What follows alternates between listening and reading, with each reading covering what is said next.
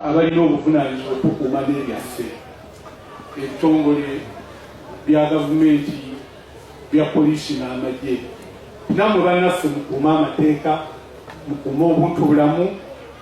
Breaking news, amawulire go geyongedde ddala okubeera nga gonoonekera Uganda Police wetwogerera ssaawa zino eno kabaka oba osobola okumuyita ajjajja w'obusiraamu Nakibinge finally avuddeyo n'ayogera ku nsonga za His Excellency Robert Kyagulanyi kugambye munyiivu nnyo eri abakyoli abavaayo ne bamulumba bibino byonna ahambye kuletedde ne poliisi biki byeyogedde nkugambye baatiddetidde dda naye nga tetunagendayo mbadde nsaba eno video soko gimpereka like oba omaze subscribe nga bwegatte ku mukutu gwaffe guno olunaku lwaliro nga bwe nkugambye ajjajja Kasimu Nakibinge avuddeyo n'ayogera ku bapoliisi abavaayo ne bakuba His Excellency Robert Kyagulanyi naddala mu Northern Region bali nga bagamba nti no baagala okutandika tribalism which is very bad. Ssaawa zino Uganda tetukyetaaga kubanga tuba tugenda kukola ki okudda mabega bintu byosaaga byogerera nnyo soko muwulirize ongambye beddala byayogera biri mu sense oba nda soko labe abalina obuvunaanyizibwa okukuuma n'ebyaffe ebitongole bya gavumenti bya poliisi n'amagye nammwe bannaffe mukuuma amateeka mukuuma obuntubulamu mweyise ng'abantu kati lwakyabalamu bakuba tiyagaasi atalina nsonga nakiraba ekawempe kubanga kawempe ewaffe manyiyo abantu n'obaleetera embwa abali ku laali n'obakuba mu tiyagaasi kati abazze ku laali lwaki bakuba omukka ogubalagala be bamu teri agenda ku laali entaliiye era buli agenda ku laali eyo abakkiriziganya n'abo basanzeeyo n'ambasaba nammwe mubeere bantu muleme kuteekawo obunkenke butalina mugaso.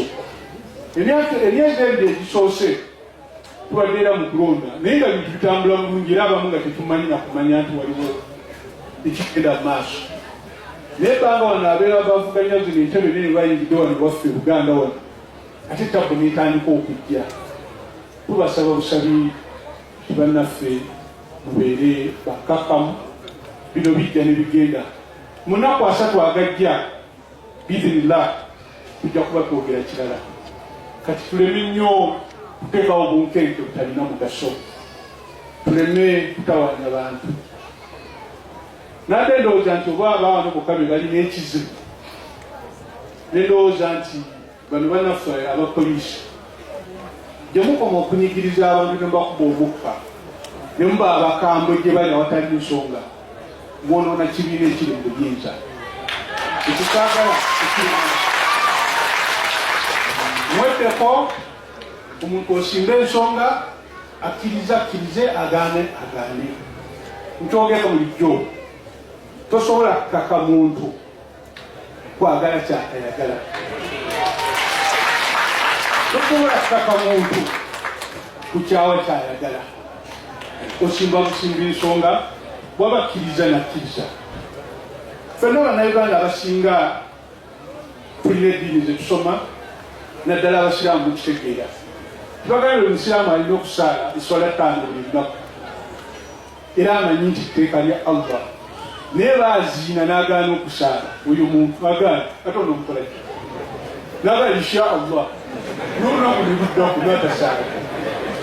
Abagenda e Makka ffe tuva kuno okuŋŋanyiza obusente oba bagenda kwala mu kusaala kasajja akatunda enkoko lwaziina ne kasiba omikeeba kaabo gwe n'ogenda nodda ne kakugulawo ne kakuza enkoko kakati abantu bwe baakula oli kyayagala tusobola kutumujjako tubeere n'obuntubulamu tumanye bino bijja ne bigenda byonna kirabye eggulu baakubye abantu ng'abakubye nga n'ensonga ekubya tusobola kugitegeera bino ensonga nnafu nnyo zijja kujja zigende.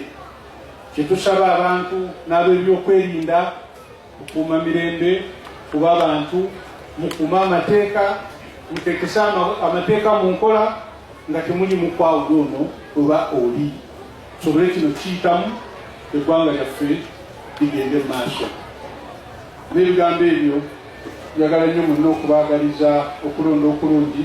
Ala yamanyi gwanatwa ku tunagenda naye ekyo sikirumamu kubanga sisobola mukubakaama naye ye tunuulire atuweemu gwatuwa n'ebirala tuli byogera ebirala naye nga tusaba bannaffe abalina obuvunaanyizibwa tukuuma n'ebyaffe beeyise ng'abantu baleme kwonona ggwanga ffe Uganda. Ekifaananyi kye nalabye. Alright, bino nga tubitadde ku mabbali nkugambye poliisi yeevuddeyo nayo nesobola okubeera nga etuwa sayidi yaayo negamba nti nebyadala President Bobi Wine bwe tebaamukubako just era bambi bamwetondedde oba weetegereza nnyo oba wowuliriza nnyo omusajja ono byayogera. Olunaku olwaleero nkugambye abadde ali very sober era tayogedde ebyekisolo. Sokola video otuwe endozi mu comment section. The candidate entered the Gulu district through Pabo Ungatira Road and arrived at Awat grounds, the officially designated venue, but he did not spend too much time there and proceeded to Paicho, where he addressed a number of people. Thereafter, he proceeded